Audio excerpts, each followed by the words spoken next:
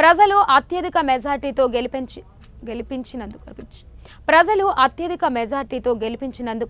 రాయదుర్గం అభివృద్ధికి సాయశక్తులా కృషి చేస్తానని రాయదుర్గం శాసనసభ్యులు కల్వ శ్రీనివాసులు పేర్కొన్నారు. అనంతపురం జిల్లా రాయదుర్గం పట్టణంలో మున్సిపల్ కార్యాలయంలో కౌన్సిలర్ల అత్యవసర సమావేశం మున్సిపల్ చైర్పర్సన్ పోరాళ్ల శిల్ప అధ్యక్షతన నిర్వహించారు. ఈ సందర్భంగా ఎమ్మెల్యే కాల్వకు కౌన్సిలర్ సభ్యులు ఘనంగా గజమాలతో సన్మానించారు. తెదేపా ఎమ్మెల్యేగా గెలిచిన మొదటిసారి కౌన్సిలర్ సమావేశం జరగడంతో భారీ ఎత్తున తెలుగుదేశం పార్టీ నాయకులు కార్యకర్తలు హాజరయ్యారు. కౌన్సిలర్ల సమావేశంలో గత 5 ఏళ్ల పరిపాలనలో ఎటువంటి అభివృద్ధి జరగలేదని, త్రాగునీరు, వీధి దీపాలు, డ్రైనేజీ వ్యవస్థ సక్రమంగా లేకపోవడంతో ప్రజలు తీవ్ర ఇబ్బందులు ఎదుర్కొంటున్నారని కౌన్సిలర్లు సంబంధిత అధికారులను సమావేశంలో నిలదీశారు. దైవ సాక్షిగా ప్రమాణం చేస్తున్నాను. Thank you.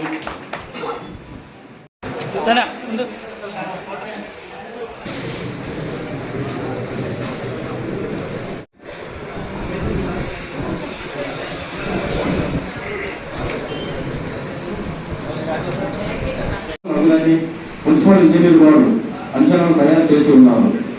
మరియు కౌన్సిల్ వారు తమ తీర్మానం నెంబర్ 330 తేదీ 31/3/2023 నందు నీటి సరఫరా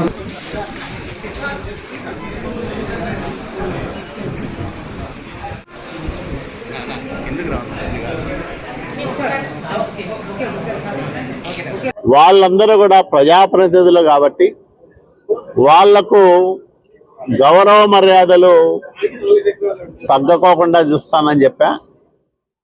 అట్లాగే ప్రభుత్వం నుంచి వచ్చే ఆదేశాలు కానీ లేదా ముఖ్యమంత్రి నుంచి వచ్చే సందేశాలు కానీ ఇవన్నిటినీ కూడా ప్రజాప్రతినిధులుగా వాళ్ళు కూడా తూచా తప్పకుండా అమలు చేయాలని వాళ్ళకు సూచించాం. వాళ్ళు ప్రభుత్వాన్ని గౌరవిస్తూ ప్రభుత్వ విధానాలకు అనుగుణంగా నడుచుకున్నంత కాలం వాళ్ళ గౌరవ మర్యాదలు ఉంటాయని కూడా భరోసా ఇచ్చాం. ప్రధానంగా రాయదుర్గం పట్టణంలో ప్రజలు తీవ్రమైన మంచినీటి సమస్యను ఎదుర్కొంటా ఉన్నారు. దాన్ని పరిష్కరించే దిశగా ఇప్పటికే 2 సార్లు సమావేశాలు పెట్టాం. విద్యుత్ శాఖ అధికారులు అట్లాగే మున్సిపల్ అధికారులతో సంయుక్తంగా సమావేశం నిర్వహించి సమస్యలన్నింటినీ కూడా చర్చించి 15 రోజుల్లో పరిష్కారం కనుగొనాలని ఆయా శాఖల అధికారులకు ఆదేశాలు ఇవ్వడం జరిగింది. రెండోది, ప్రధాన మురుగునీటి వ్యవస్థ సక్రమంగా లేని కారణంగా వర్షం వస్తే నీళ్ళన్నీ కూడా రోడ్ల మీద పొంగి పొరలడం, ఇళ్లలోకి రావడం, షాపుల్లోకి రావడం జరుగుతూ ఉంది. దీన్ని యుద్ధ ప్రాతిపదికన నివారించడానికి, నియంత్రించడానికి చర్యలు తీసుకోవాలని అధికారులను కోరాం.